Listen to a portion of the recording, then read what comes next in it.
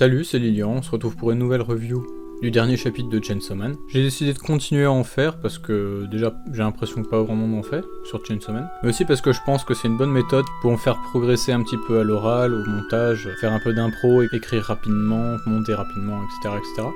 Du coup ouais, je pense que je ferai pas mal de reviews comme ça. Bon, j'en ferai pas la semaine prochaine parce que je pars en vacances, bref. Je vais arrêter de raconter ma vie, on va passer au chapitre. Alors, ce chapitre, je trouvais que c'était un chapitre assez surprenant en fait. C'est une suite que je n'attendais pas, je pense que je suis pas le seul.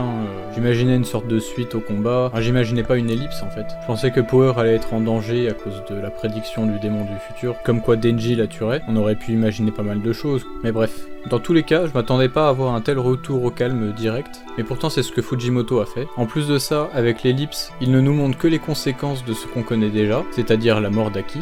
On voit Power et Denji aller dans une petite maison tranquille grâce à l'argent qu'Aki a mis de côté pour eux. Ils ont de la bonne bouffe, des jeux vidéo et des films. En fait, il y a un peu tout ce que voulait Denji à la base, donc surtout la bouffe plus une fille là dans ce cas-là Power. Mais ça ne va pas. Il manque quelque chose.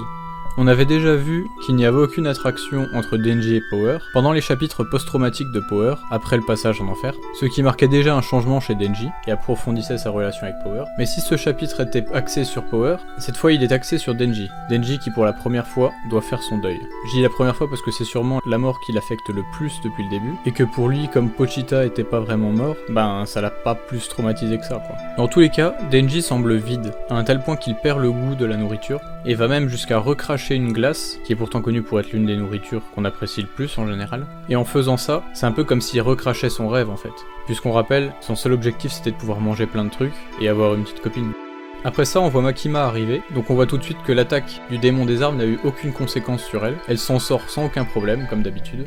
Puis elle décide d'inviter Denji pour la première fois chez elle, ce qui était un peu l'un des objectifs de Denji. Mais il n'a pas l'air de vraiment s'en réjouir, même s'il accepte. Il paraît vraiment brisé de l'intérieur en fait. Mais il se force quand même à croire que ce genre de situation le rend heureux. Il se retrouve même dans un cadre qui pour lui devrait être idyllique. Il y a plein de chiens qui doivent sûrement lui rappeler Pochita, à qui il fait d'ailleurs référence juste avant l'arrivée de Makima, preuve qu'il ne l'oublie pas. Mais surtout, il a Makima face à lui, qui lui dit qu'il peut lui demander tout ce qu'il veut, comme elle lui avait promis au début du manga. Mais Denji, brisé, pathétique, lui demande de devenir l'un de ses chiens.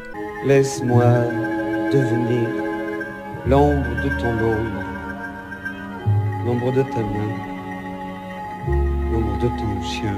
Car en fait c'est un peu tout ce qui lui reste par rapport à son objectif de départ. Vu que la nourriture n'a plus aucun goût, qu'il est dans sa maison avec Power mais qu'il a aucune attirance envers elle, le seul truc auquel il peut se raccrocher, c'est à Makima en fait. Pour lui, ça doit être le seul moyen de retrouver le bonheur.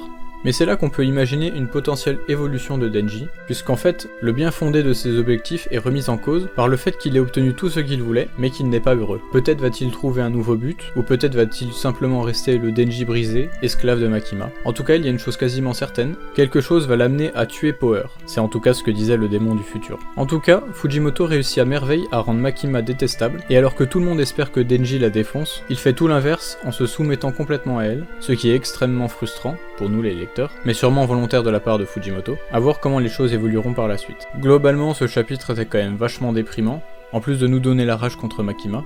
Dans tous les cas, j'ai hâte de voir comment Denji va évoluer, qu'est-ce qui va bien pouvoir l'amener à tuer Power, et puis bien sûr, il y a aussi tout le mystère autour de Makima, qui est-elle, pourquoi elle fait ça, etc. Quel est son objectif, pourquoi Denji est si spécial, enfin bref. Donc voilà, c'est tout pour cette fois. Bon, pour ceux qui le demandent, la vidéo sur Tower of God, elle devrait pas tarder à sortir, il reste juste du montage à faire, ça prend un peu de temps, mais voilà. En tout cas, je vous dis à la prochaine.